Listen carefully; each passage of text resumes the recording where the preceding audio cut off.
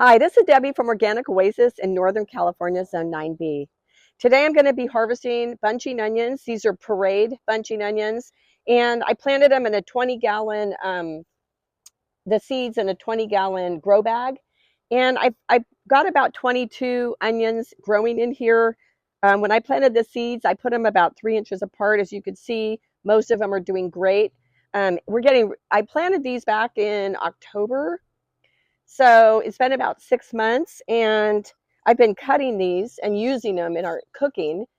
But they're starting to, as you can see, the weather is warming up and it is starting to flower, which is okay. So bunching onions here in California are perennials. They can grow year round. You can cut them to 1 or 2 inch above the base, and they will grow back.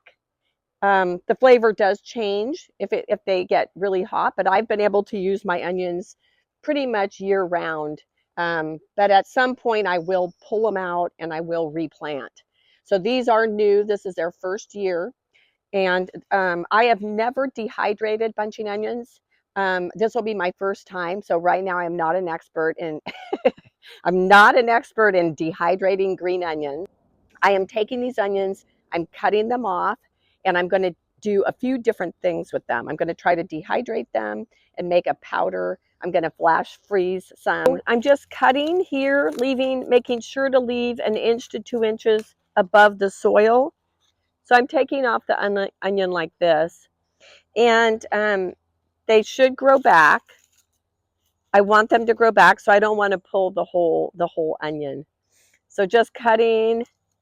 These are beautiful onions, by the way. I love them, and they're called Parade.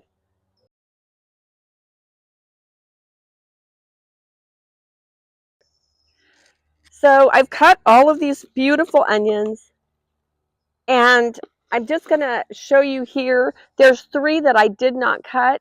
They looks like they were kind of probably I planted the seeds a little deeper. They're brand new. They're just coming up. So I'm going to let these grow. This one here, I'm going to pull out. It's like it looked like it got pulled a little bit, and so it's just kind of it's actually above the ground. The roots were in the soil, but the little plant was above the ground. So this I'm not going to keep it in anymore. And these 3 I will just let grow. The other thing you can do with these bunch of onions, if you live in a hot area like California, we get 100-degree temperatures in the summer.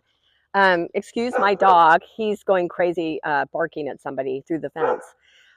But you can cover it with a shade cloth, which I have this on here, and that's what I intend to do. Is today we're getting cooler temperatures. It's going to go from 80 down to the 60s and 70s. So I'm not going to cover it now. But when we start reaching 85 and up degree temperatures, I will be putting a shade cloth over this. And they like the shade. They will grow wonderfully. And then again, it will help keep them from bolting. Here we're at another 20-gallon bag where I planted more bunching onions, but these ones are called Flavor Kings. So the last ones I showed you were Parade, and these are Flavor Kings. And I want you to pay attention here. So notice on the Parade, there was only 1 that had flowered. But notice how many are flowering on the Flavor King. I have 4 that are bolting here, flowering. And so this tells me that this particular onion, the Flavor King, probably does not like the warmer California temperatures as much as the Parade. And when you're planting seeds and growing vegetables, if you find a specific variety that really does well in your climate or your microclimate in your yard, then stick with it. So I probably won't replant these next year because we get so hot, and we've only gotten up to 80 degrees for probably the past week.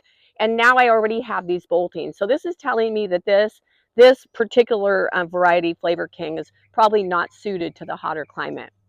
So I'm going to go ahead and harvest these, same as I did with the last ones. But I'm making a note here, and I do keep a garden journal. And I advise everybody that gardens to do that, just so you remember dates and things like that. But you also want to remember what are the varieties that do really well. And if you want to be guaranteed success, replant the ones that are doing well in your climate. it's fun to try new things, and we do. Tomato Tim and I do, but we always come back to the ones that do the best, because gardening is fun, but it's also a lot of work, and you do want to get a harvest. So as when I cut these onions and I go in my house and I preserve them, I give them as gifts. I also, we basically eat them year round. I still have my peppers from last year. We have a lot of preserved vegetables from last year, and it saves us money, and it's so healthy because no preservatives. We grow totally organic, and it's just wonderful. And again, when the holidays come, I love to give out our stuff, our different preserved vegetables, to our friends. Well, this is it. Our two 20-gallon bags of bunching onions have been harvested, and follow me inside the house into our kitchen, and I'll show you what I'm going to do with them. Our two 20-gallon bags of bunching onions, Parade and Flavor King. Take a look at these. They're gorgeous, but you can see the difference between them.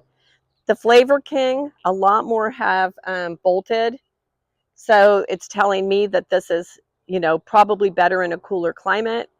These, however, are much taller than these ones. So it's really cool to grow different varieties. But like I said, try to stick with the one that is going to give you a big production for a long time.